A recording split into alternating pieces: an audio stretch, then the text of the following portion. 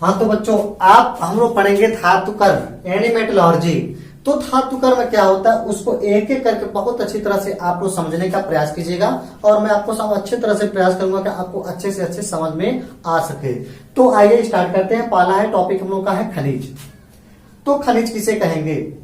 Mineral यानी खनिज। आप लोग जब देखते हो कहते हो खानों से खनिज प्राप्त होते हैं, खाए उससे मिलता है खनिज। खनिज मतलब होता है मान लीजिए बहुत सारे खनिज मिल सकते हैं, सोना चांदी लोहा कॉपर तांबा एल्युमिनियम, या मान लीजिए कंकड़ पत्थर चूना सब ये तो अपद्रव हो जाते हैं। सब कोयला ये सब क्या होते हैं? मिट्टी का तेल पेट्रोल डीजल ये सब खनिज ही तो है। तो खनिज किसे कहेंगे? जो पृथ्वी के अंदर से प्राप्त होते हैं उसे हम लोग क्या कहेंगे? खनिज कहेंगे।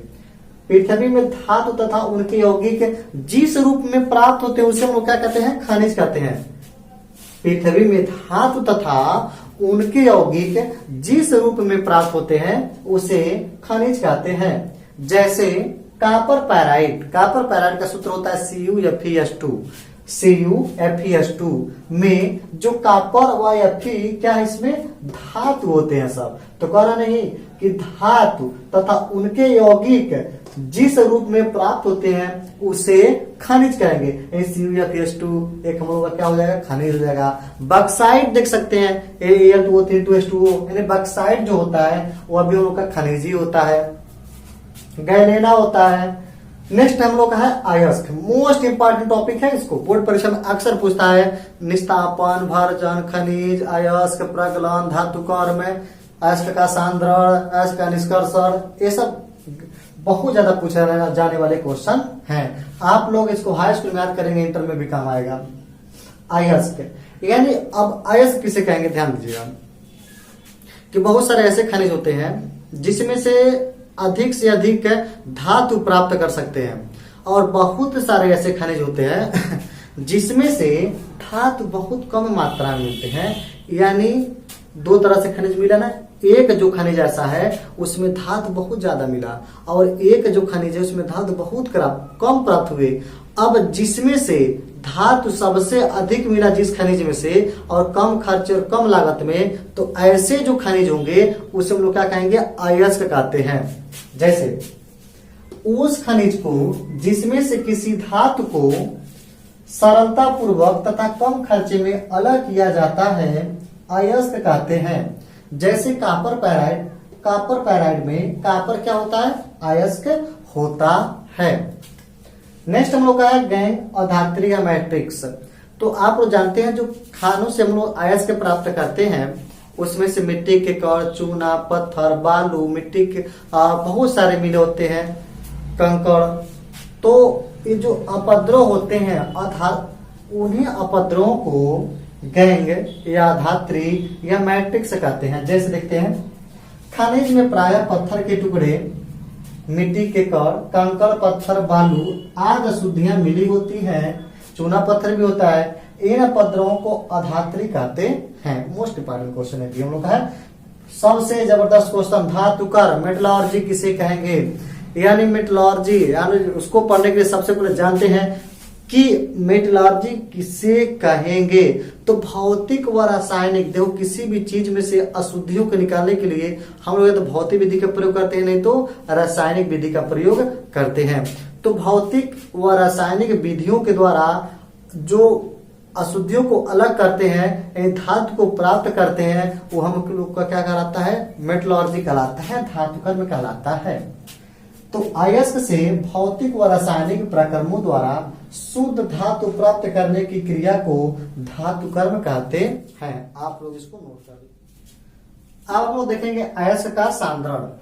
यानी अयस्क का सांद्रण किसे कहते हैं? यानी खानों से प्राप्त अयस्क में ध्यान दीजिएगा, खानों से जो प्राप्त अयस्क होंगे उसमें से जो अशुद्धियां होती हैं अधात्रियां होती हैं चूना पत्थर मिट्टी कण बालू ये सब होते हैं, उनको अलग करने की जो क्रिया होती है उसे हम लोग क्या कहेंगे? अयस्क का सांद्रण कहेंगे।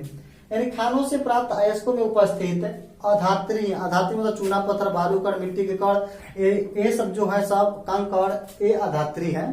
तो अधात्री को अलग करने की जो क्रिया है उसे अयस्क का सांद्रण कहते हैं। नेक्स्ट धातु का निष्कर्षण। धातु का निष्कर्षण यानी सांद्रित अयस्क तो प्राप्त हो गया हम लोगों का अभ्यास से। सांद्रित अयस्क प्राप्त हो गया। यानी सांद्रित अयस्क से धातु प्राप्त करने की पूर्ण प्रक्रिया, यानी पूरी प्रक्रिया जो होती है उसे अयस्क का धातु का निष्कर्षण कहते हैं। एक्सट्रैक्शन ऑफ द मेटल्स, सांद्रित अयस्क से धातु प्राप्त करने की पूर्ण प्रक्रिया को धातु का निष्कर्षण कहते हैं। नेक्स्ट हम लोग का है भर्जन। भर्जन ध्यान दीजिएगा, सल्फाइड हमेशा सल्फाइड अयस्क में होता है, भर्जन हमेशा सल्फाइड अयस्क में होता है, और प्रगलन हमेशा प्रत्येक बार कार्बोनेट में होगा। ध्यान दीजिएगा इस बातों पे। कभी कभी रिएक्शन दे दिया जाता है, उसमें दे दिया जाता है कौन सा भर्जन है, कौन सा निस्तापन है, कौन सा प्रगलन है। तो आप लोग ध्यान दीजिएगा, भर्जन की क्रिया सल्फाइड अयस्कों में ही की जाती है। तो सल्फाइड अयस्कों में ध्यान दीजिए इसका, सल्फाइड अयस्कों को वायु की उपस्थिति में सल्फाइड जो अयस्क, मान लीजिए कोई सल्फाइड अयस्क है, सल्फाइड अयस्क क्या, जिंक सल्फाइड ले लीजिए, जैसे जिंक सल्फाइड, यह सल्फाइड अयस्क होते हैं हम लोग का। जिंक सल्फाइड जो है यह सल्फाइड हो गया, और वायु की उपस्थिति में अधिक ताप पर यह ऑक्साइड में परिवर्तित हो जाता है। जिंक सल्फाइड जिंक ऑक्साइड में परिवर्तित हो जाएगा और सल्फर डाइऑक्साइड बाहर हो जाएगा।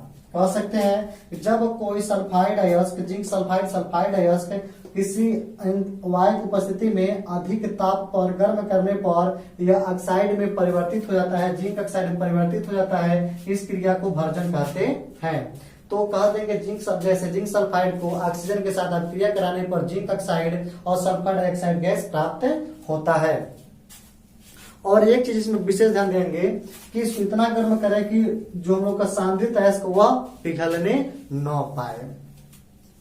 तो जिंक ऑक्साइड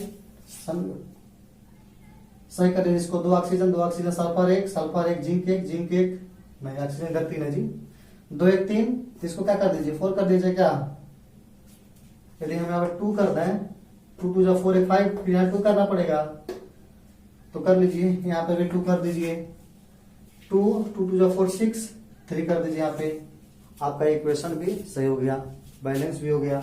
अब हम देखेंगे अगला टॉपिक इसमें देखेंगे, इसको नोट कर लीजिए तब तक। अब इसमें देखेंगे निस्तापन जो बताया था अभी हाल ही में, अभी तुरंत अभी, कि वे कार्बोनेट अयस्कों में होते हैं।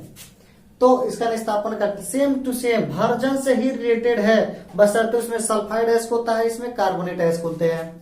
तो कार्बोनेट अयस्क को सीमित वायु में सीमित होना चाहिए, कोई एक सीमित होता है, मतलब जलने के लिए कोई जरूरी होती है ऑक्सीजन, तो सीमित होती है। सीमित वायु में अधिक ताप पर गर्म करने से यह ऑक्साइडों में परिवर्तित हो जाता है। इस प्रक्रिया को निस्तापन कहते हैं। जैसे जिंक कार्बोनेट, यह एक अयस्क है, इसको हम अधिक ताप जब देंगे तो जिंक ऑक्साइड में और सल्फर और कार्बन डाइऑक्साइड में कन्वर्ट हो जाएगा।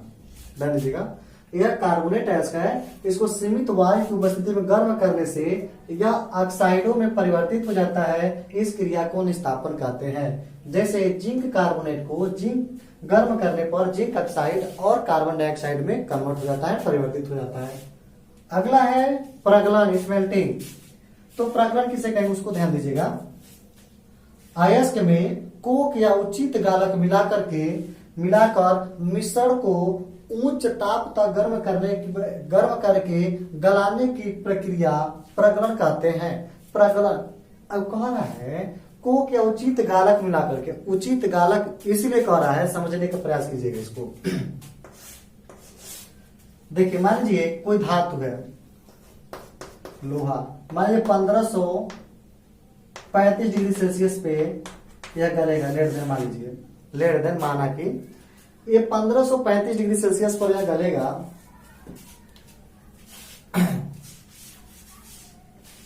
जो लोहा है वो कितने 1535 डिग्री सेल्सियस मान लेते गलेगा। मान उसमें कोई अशुद्धि हो, वह 1800 डिग्री सेल्सियस पर गले। अब देखिए कार्यक्रम क्या हुआ, ये 1500 डिग्री सेल्सियस पे गला, 1800 डिग्री सेल्सियस पे गलेंगे। तो यार इसको गलाने के चक्कर में, अशुद्धि को गलाने के चक्कर में वात्या भट्टी प्रयोग करते हैं ना, तो इसको गलाने के चक्कर में बेचारा भरावाष्ट हो जाएगा, यानी भरावाष्ट मतलब गैस बन के उड़ जाएगा। इसको गलाएंगे 1800 डिग्री सेल्सियस करेंगे पता चलेगा 1535 पे लोहा ही गल जाएगा, तो लोहा समाप्त गैस बनकर उड़ जाएगा। तो हमको गैस कहाँ से लोहा प्राप्त कर पाएंगे? तो इसीलिए एक उचित गालक मिलाते हैं। उचित गालक इसलिए होता है, किसी भी अशुद्धियों की गालक होता है जिसको वह गलाने के लिए तत्पर रहता है। जो उचित गालक, मान लीजिए कंकड़ हो तो क्या लगाएंगे, यानी किसी प्रकार की जो अशुद्धि होगी उसका एक एक गालक आते हैं। तो जब गालक इस अशुद्धियों में मिला दिया जाता है तो यह 1800 डिग्री सेल्सियस पे जहाँ पिघलना चाहिए, यह समझिए 1400 डिग्री सेल्सियस पे पिघल जाएगा, 1200 डिग्री सेल्सियस पे मान लीजिए पिघल सकता है। तो इस तरह से गालक क्या काम करता है कि अशुद्धियों को जो गलाने का जो टेम्परेचर उसको कम कर देता है। तो 1800 डिग्री सेल्सियस की बजाय यह 1500, 1400, 1200, 1100 के आसपास में क्या हो जाएगा, पिघल जाएगा। अब ये बच जाएगा बेचारा। तो आप पिघलाएंगे तो जल्दी पिघल जाएगा, बाद में पिघलेगा तो ये गलत जाएगा, तो समाप्त, ये ऊपर हम लोग का सेप बच जाता है, नीचे बैठ जाता है।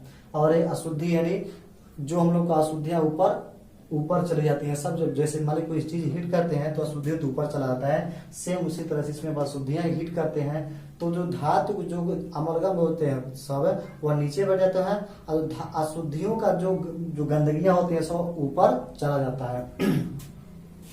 चलिए, तो कह रहा अयस्क में कोक एंड कोयला या उचित गालक मिला करके मिश्रण को उच्च ताप तक गर्म करके गलाने की क्रिया को प्रगलन कहते हैं। यह वात्या भट्ठी में होती है। जैसे मान लीजिए आयरन ऑक्साइड में कोक मिला दिए तो लोहा अलग हो जाएगा, कार्बन मोनोऑक्साइड अलग हो जाएगा, ये तो गैस है। अब नेक्स्ट है गालक। फलक से किसे कहेंगे? गालक। जो अशुद्धियों को गलाता है उसे गालक कहेंगे। सिंपल बात है यार, जो अशुद्धियों को ही गलाता है उसे हम लोग क्या कहेंगे? गालक कहेंगे। तो इसका डेफिनेशन भी देख सकते हैं। वे पदार्थ जो अयस्क में उपस्थित अशुद्धियों के साथ उच्च ताप पर क्रिया करके इन्हें सरलता से गला कर अलग कर देते हैं उसे हम लोग क्या कहेंगे? गालक कह देंगे। यानी कह सकते हैं शॉर्ट फॉर्म में जो अशुद्धियों को गलाता है उसे हम लोग क्या कहेंगे? गालक कहेंगे। और एक चीज मैं बता दे रहा हूँ, जो इस चैनल पे न्यू है कृपया इस चैनल को सब्सक्राइब जरूर कर दें, क्योंकि जब भी मैं वीडियो अपलोड करूँ तो आपके पास आसानी से पहुंच जाए और कुछ हमको भी कुछ अच्छा लगे।